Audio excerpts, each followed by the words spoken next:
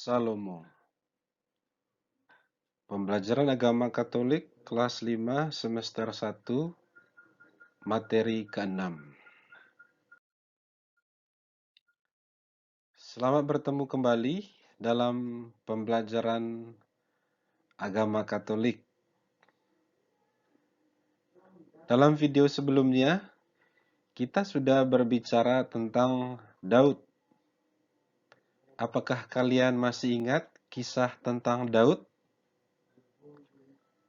Semoga seperti Daud, kita belajar menjadi rendah hati dan bersedia menyesali kesalahan-kesalahan kita. Dalam video kali ini, kita akan membahas tentang Salomo. Apakah kalian tahu siapa itu Salomo? Sebelum kita berbicara tentang Salomo, marilah kita berdoa. Dalam nama Bapa dan Putra dan Roh Kudus. Amin. Allah Bapa yang Maha Baik, Engkau senantiasa mendampingi umat pilihan-Mu dengan penuh kebijaksanaan.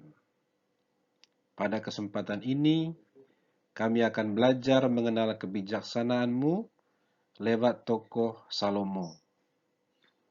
Bantulah kami agar pengenalan akan tokoh Salomo membantu kami untuk semakin pandai memilih yang baik, sehingga kami bertumbuh dan berkembang sesuai dengan rencana-Mu.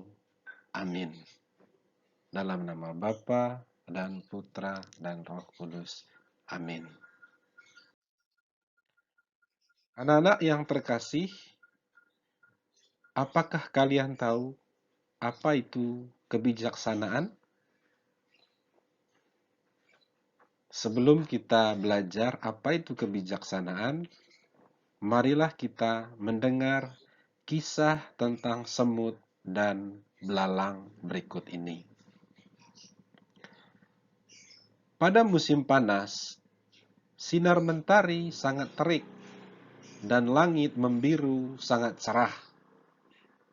Di sana-sini bunga bermekaran. Demikian pula buah-buahan yang masak di pohonnya nampak ranum dan lezat menggoda selera. Suasana indah tersebut membuat belalang sangat gembira dan terlena dengan keadaan. Setiap hari, dari pagi, siang, hingga senja, ia bernyanyi, bermain, dan bersenang-senang. Maka ia pun heran dengan semut yang nampak sibuk dan bekerja keras mengumpulkan makanan dan menyimpannya di rumahnya. Belalang pun bertanya penuh keheranan, "Hai semut, mengapa kamu tidak bersenang-senang seperti aku? Ayolah bermain dan bergembira, mumpung cuaca cerah dan indah. Ayo, kita bersukaria bersama." Tetapi semut berpikir sebaliknya. Dia sibuk menyimpan makanan untuk persediaan pada musim dingin yang segera tiba. Semut terus bekerja tanpa tergoda ajakan belalang. Belalang pun mengejek semut. "Ah, dasar semut tolol. Cuaca cerah begini, malah sibuk sendiri." Karena ajakannya tidak ditanggapi oleh semut, maka belalang memilih bermain sendirian di pohon jambu. Tidak lama kemudian, musim dingin pun tiba. Udara dingin terasa menusuk tulang. Di mana-mana turun salju menutupi jalanan, pepohonan, dan rerumputan. Belalang tersiksa karena kemanapun ia pergi, tidak ada makanan yang tersedia. Dengan terpaksa, ia pun mendatangi semut sambil memohon, "Hai semut, sahabatku, berilah aku sedikit makananmu, karena aku sangat kelaparan." Tetapi semut menjawab, "Maaf, persediaan makananku harus cukup sampai musim dingin berakhir." Belalang pun agak memaksa. "Tetapi kamu kan memiliki banyak makanan," kata belalang sambil melihat sekeliling rumah semut di mana persediaan makanan nampak bertumpuk tertata rapi. Semut pun menjawab dingin, "Memang, karena aku tidak mau menanggung resiko kekurangan makanan. Tidak seperti kamu yang selalu memboroskan waktu sepanjang musim panas, maka kamu pun harus menanggung akibatnya." Demikianlah anak-anak yang terkasih, kisah tentang semut dan belalang.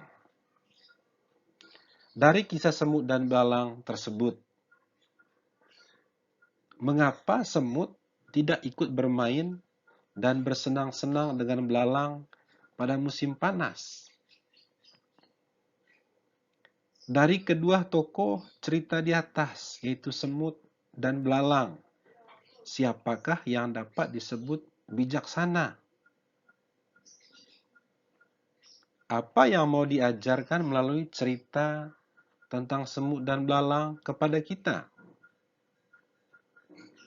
Mengapa semut tidak mau membagi makanannya kepada belalang?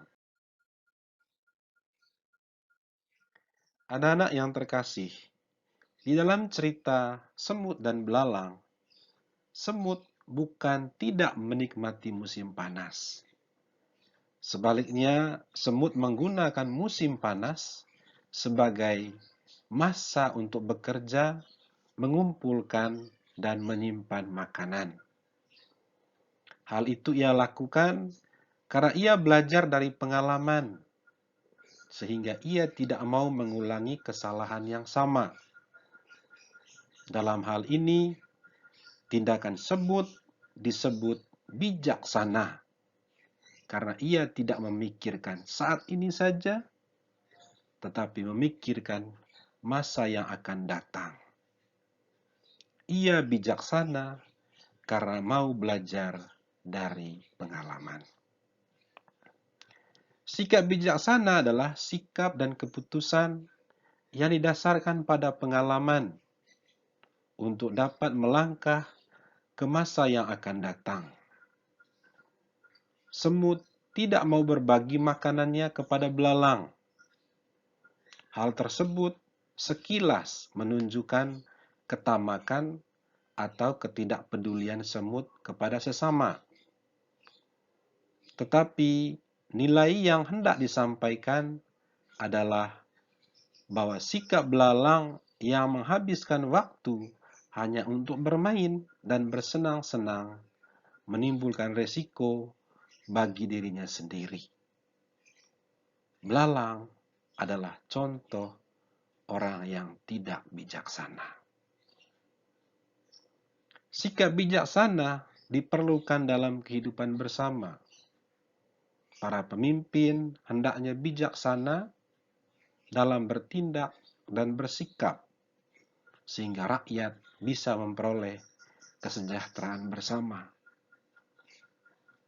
Kebijaksanaan merupakan berkat Tuhan yang diberikan kepada setiap orang yang mau mendengar firman-Nya. Contoh pemimpin yang adil dan bijaksana dapat kita baca dalam kitab suci. Salah satunya adalah Raja Salomo. Anak-anak yang terkasih, selain kisah semut dan belalang, ada juga kisah lain, yaitu Edo, si anak yatim.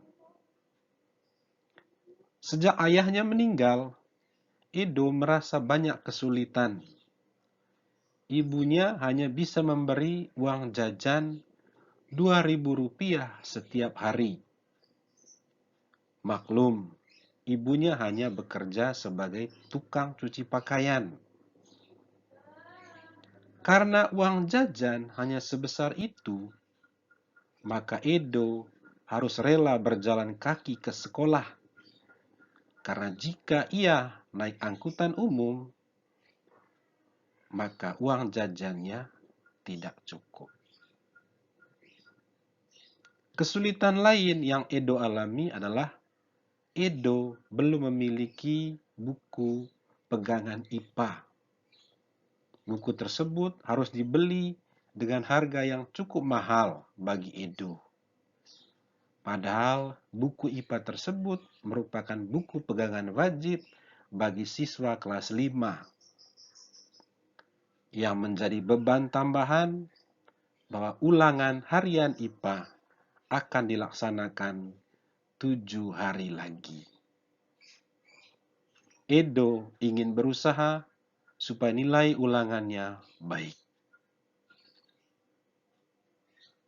Karena itu, apa yang dilakukan Edo supaya bisa belajar dari buku IPA yang seharusnya dia miliki? Yang Edo lakukan adalah dia berusaha untuk memperoleh buku pegangan IPA dengan cara meminjam ke perpustakaan. Jika perpustakaan sekolah tidak memiliki buku IPA, cara lain yang dilakukan oleh Edo adalah dia berusaha meminjam dari teman sekelas agar dia bisa membaca dan merangkum sebagai bahan ulangan. Namun untuk jangka waktu yang lama, Edo bisa membeli buku IPA dengan cara Edo menyisihkan uang jajan. Edo adalah orang yang bijaksana karena ia rela berjalan kaki karena uang jajannya tidak cukup untuk naik angkutan umum. Ia juga bijaksana karena ia rela menabung agar dia bisa membeli buku IPA. Apakah kalian bisa bertindak bijaksana seperti Edo? Anak-anak yang terkasih, Salomo adalah salah satu orang yang sangat bijaksana dari antara raja-raja Israel. Pernahkah kalian mendengar kisah kebijaksanaan Salomo? Berikut ini kisahnya. Setelah Daud meninggalkan ayahnya, Salomo menduduki tahta kerajaan Israel. Ia mengasihi dan setia kepada Tuhan dan menuruti nasihat-nasihat ayahnya. Pada suatu malam di Gibeon, Tuhan menampakkan dirinya kepada Salomo dalam mimpi. Sabda Tuhan kepadanya, "Mintalah apa yang engkau kehendaki." Jawab Salomo, "Ya Tuhan, engkau telah menjadikan hamba-Mu ini raja. Aku masih muda dan tidak tahu seluk-beluk perkara. Lagi pula, rakyat-Mu banyak sekali jumlahnya. Maka karuniakanlah hamba-Mu ini hati yang bijaksana, supaya dapat memerintah umat-Mu." Tuhan bersabda kepadanya, "Oleh karena engkau meminta hati yang bijaksana dan tidak menghendaki kekayaan dan umur panjang, maka akan kuberikan kepadamu kebijaksanaan seperti belum pernah ada sebelum engkau atau sesudah engkau. Tambahan pula, kuberikan kepadamu umur yang panjang." Tak lama kemudian, datanglah 2 orang perempuan menghadap Raja Salomo. Yang pertama berkata kepadanya, "Ya Tuhanku, aku dan perempuan ini tinggal bersama dalam satu rumah, dan aku melahirkan anak pada waktu ia di rumah itu. 3 hari kemudian, perempuan ini pun melahirkan anak. Kami sendirian. Tidak ada yang bersama-sama dengan kami di dalam rumah. Pada waktu malam, anak perempuan ini mati karena tertindih waktu perempuan ini tidur. Di tengah malam, ia bangun. Diambilnya anakku dari sisiku, dan anakku digantinya dengan anaknya yang sudah meninggal. Tadi pagi, ketika saya bangun dan memeriksa anak yang telah mati dengan teliti, ternyata bukan dia anak yang kulahir. Tetapi perempuan yang lain berkata, "Bukan, anakku masih hidup. Anak perempuan itu yang telah mati." Keduanya bertengkar sengit di depan Raja Salomo. Maka Raja Salomo berkata kepada prajurit, "Ambilkan pedang dan belalah anak yang masih hidup ini menjadi 2 bagian. Separuhnya diberikan kepada perempuan ini, sebagian lagi diberikan kepada perempuan itu." Mendengar keputusan raja, perempuan yang anaknya masih hidup berkata, "Saya memohon ya Tuhanku, berikanlah anak yang masih hidup kepada perempuan itu. Jangan membunuhnya." Tetapi perempuan yang lain berkata, "Supaya jangan untukku atau untukmu, maka lebih baik belalah anak itu." Mendengar itu, maka raja memutuskan, "Berikanlah anak yang masih hidup itu kepada perempuan yang menyayangi nyawa anak itu, karena dialah ibunya yang benar." Seluruh Israel mengakui bahwa kebijaksanaan Allah pada Raja Salomo adalah untuk melakukan keadilan. Itulah anak-anak yang terkasih, kisah tentang kebijaksanaan Salomo. Nah, mari kita coba mendalami cerita ini. Apa yang diminta Salomo kepada Tuhan menurut cerita tadi? Mengapa kebijaksanaan yang diminta oleh Salomo, bukan kekayaan atau umur panjang? Bagaimana Salomo memutuskan perkara dari perempuan yang merebut seorang bayi itu? Apakah keputusan Raja Salomo disebut bijaksana? Apa alasannya? Mengapa sikap adil dan bijaksana harus kita junjung tinggi dalam kehidupan sehari-hari? Anak-anak yang terkasih, Raja Salomo meminta kepada Tuhan hati yang bijaksana. Ia menyadari bahwa ia masih muda dan harus berhadapan dengan banyak perkara dari rakyatnya.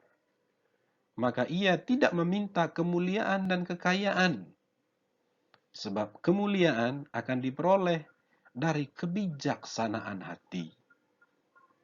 Raja yang bijaksana akan dicintai dan dihormati oleh rakyatnya.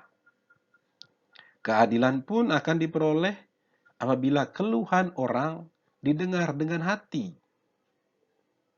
Raja Salomo langsung tahu siapa pemilik anak yang masih hidup itu. Karena ibu yang sesungguhnya tidak akan sampai hati membiarkan anaknya dibunuh. Maka keputusan Raja Salomo dinilai adil. Anak-anak yang terkasih, hukum tertulis di negeri kita masih sering direkayasa. Seringkali orang yang bersalah dibenarkan dan orang yang benar disalahkan serta dipenjarakan. Hal ini menunjukkan bahwa sikap bijaksana hendaknya dimiliki oleh para pemimpin sehingga seluruh rakyat memperoleh keadilan.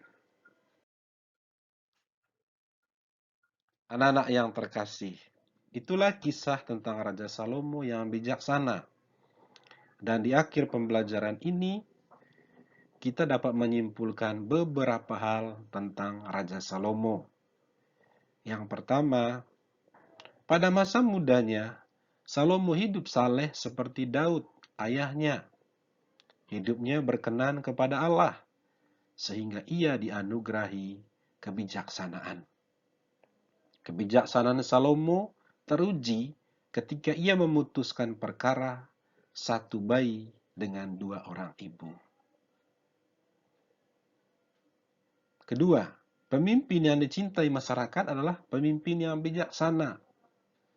Pemimpin yang bijaksana adalah pemimpin yang dekat dengan Allah. Pemimpin yang dekat dengan Allah pasti memperjuangkan keadilan dan membela kebenaran. Ketiga, sikap bijaksana diperlukan dalam kehidupan bersama. Para pemimpin perlu memiliki sikap dan bertindak bijaksana agar rakyat memperoleh kesejahteraan. Setiap kita pun perlu memiliki sikap dan bertindak bijaksana agar orang-orang lain bisa memperoleh keadilan. Keempat, kebijaksanaan merupakan berkat Tuhan yang diberikan kepada setiap orang yang mau mendengarkan firman-Nya. Apakah kalian termasuk orang yang bijaksana? Mari kita belajar menjadi bijaksana seperti Raja Salomo, atau juga belajar seperti kisah semut dan belalang, atau belajar dari kisah Edo yang hidupnya berkekurangan tapi memiliki sikap bijaksana agar apapun kebutuhannya bisa tercapai.